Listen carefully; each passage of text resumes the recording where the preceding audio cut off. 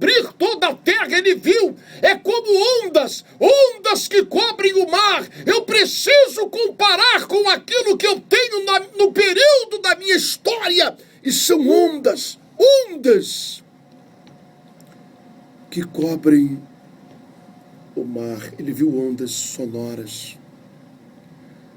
Ele viu ondas de emissoras de rádio se propagando. Ele viu ondas de emissão da internet, através também da televisão, dos meios de comunicação. Sabe, às vezes eu converso com pessoas na internet, pessoas que estão em outros países, no Japão, na Inglaterra.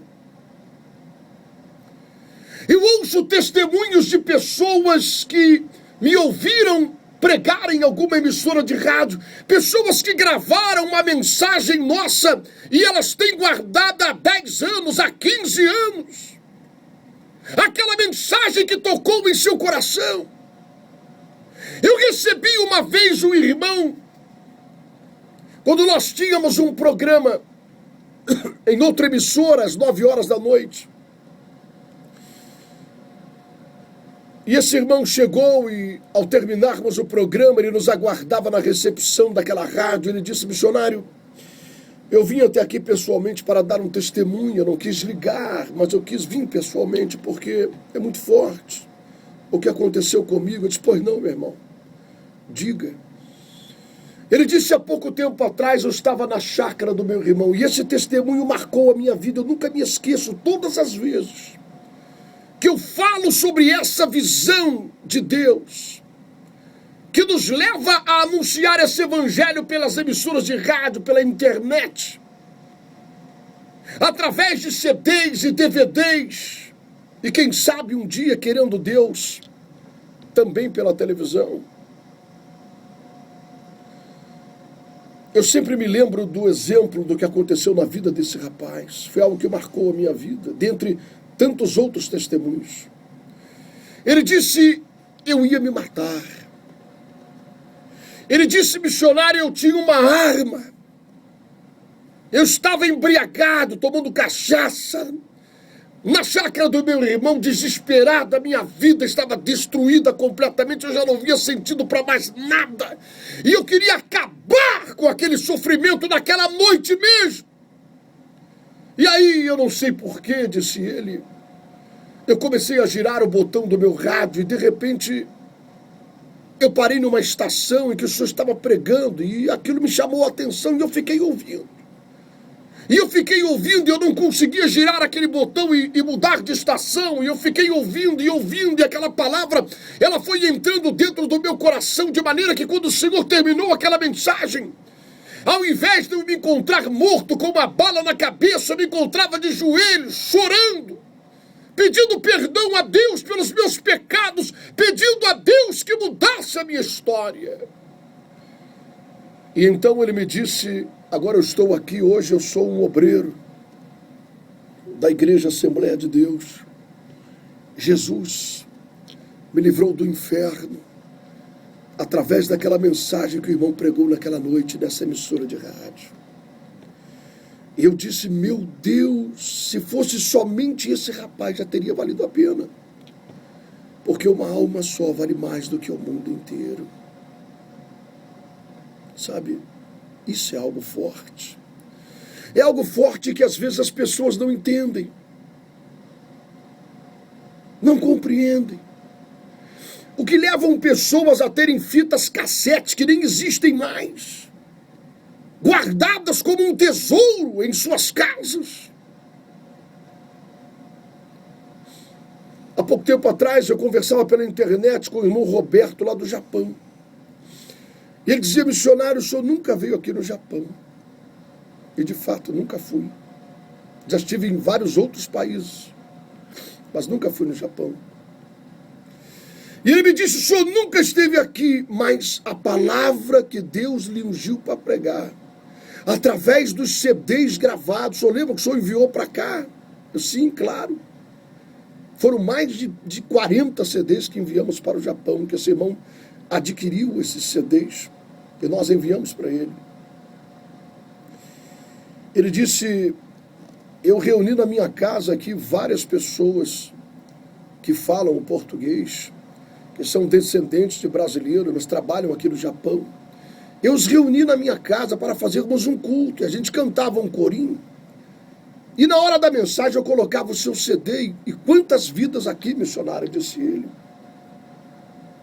Muitas vezes em pranto, em lágrima, ouvindo aquela mensagem, entregaram a vida a Cristo e foram transformadas.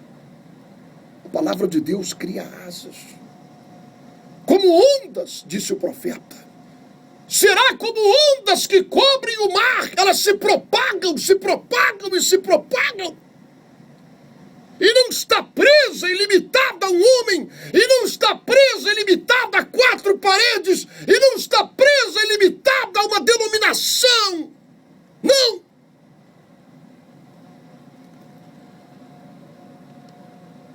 E então Deus me mostrou o caminho. A maneira mais eficaz seria através de emissoras de rádio, principalmente, pois é o meio, o veículo mais popular de comunicação de massa, infinitamente mais barato do que uma emissora de televisão, através da internet, através da gravação de CDs, daquelas mensagens que Deus estava me dando, através de DVDs. Mas foi aí que surgiu um problema. E eu disse, Deus, mas como surgirá o recurso para isso? Porque contratos com emissoras de rádio custam dinheiro. Ninguém vai me abrir espaço numa emissora de rádio se eu contar a ele essa visão que Deus me deu. Não. As pessoas que têm uma rádio ou que são proprietárias de uma televisão, de um canal de comunicação, eles querem dinheiro em troca do serviço que eles prestam. E é só isso. E eu disse, Deus, como eu vou fazer? E foi aí que Deus, Ele me deu os missionários do ar. As pessoas que estariam junto comigo nessa visão. Por isso, em todas as emissoras de rádio, na internet, aonde nós pregamos, nós transmitimos essa visão. Porque uma vez eu estava brigando como Jacó no Val de Jaboque com Deus e disse, Deus, eu estou cansado. Eu estou cansado de tocar nesse assunto. O Senhor me ungiu, o Senhor me capacitou, o Senhor me tornou um homem capaz pela tua unção de levar milhares de pessoas a Cristo. Então abre as portas, traz os recursos nas minhas mãos. Porque tu és o dono de todo ouro e de toda prata, de todo diamante que existe. Eu não preciso perder o meu tempo falando nisso, tentando convencer as pessoas a investir nessa visão, a me ajudar, a me estender as mãos. E foi aí que Deus, Ele me mostrou o meu erro, e eu nunca mais travei essa briga com Ele, porque eu compreendi a razão pela qual Deus trouxe à existência aquilo que chamamos os missionários do ar. São aqueles que estão por detrás desse microfone.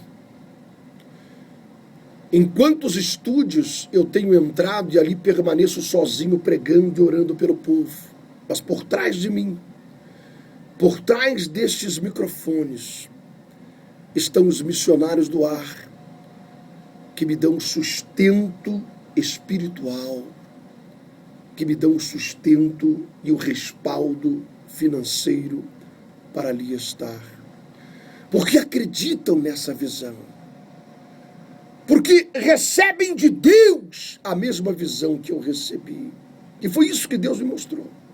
Quando eu lutei com Ele, disse, eu não quero mais desafiar ninguém a estar comigo, a compreender isso, eu caminho sozinho.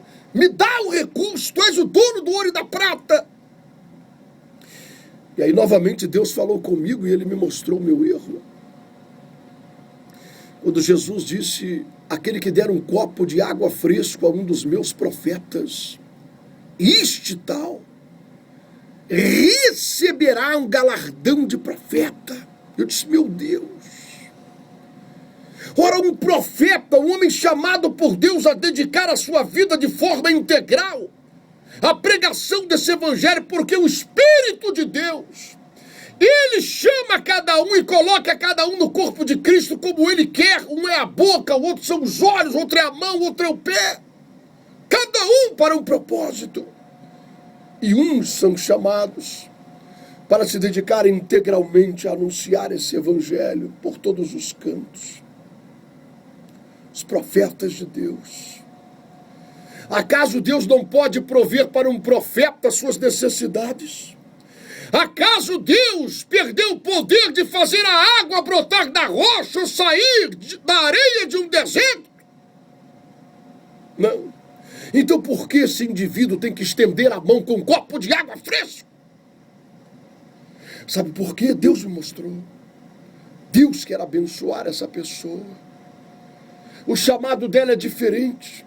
Mas se ela estender a mão, se ela estender a mão com um copo de água fresca a um profeta de Deus, a um verdadeiro profeta, não um falso,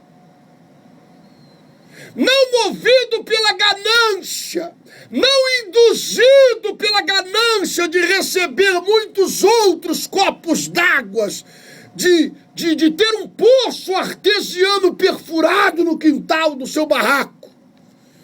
Não, mas movido pelo interesse de ajudar um profeta, de suprir a necessidade de um profeta, movido por isso.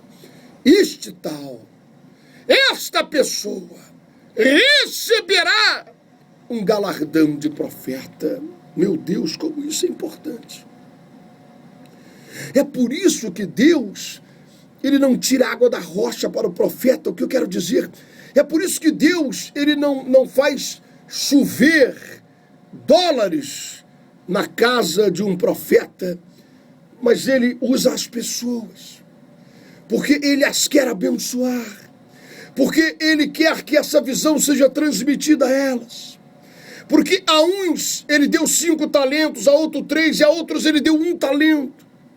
Mas mesmo esse que recebeu 1 talento, ele tem que produzir alguma coisa, e às vezes a maneira dele produzir é estender a mão para o profeta de Deus, para que essa palavra seja propagada. E então, a partir desse momento, eu nunca mais briguei com Deus,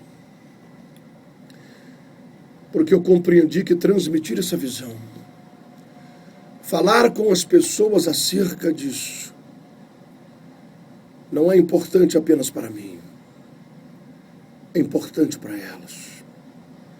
Para que elas não venham morrer sem produzir fruto nenhum. Para que elas não venham morrer ensaiando uma desculpa esfarrapada para tentarem convencer ao Senhor a razão pela qual elas nunca fizeram coisa alguma. Elas nunca produziram frutos, elas nunca ajudaram a ganhar uma alma para Cristo. Elas nunca arrancaram ninguém do esgoto dessa vida.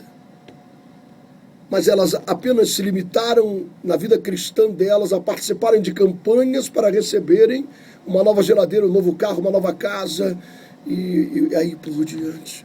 Serem curados de suas enfermidades e terem os seus problemas solucionados e ficarem livres das obras do diabo. Um dia todos nós estaremos diante do trono de Deus. E eu quero que você pense nisso.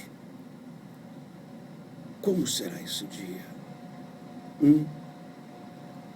Como será este dia? Porque ele vai chegar.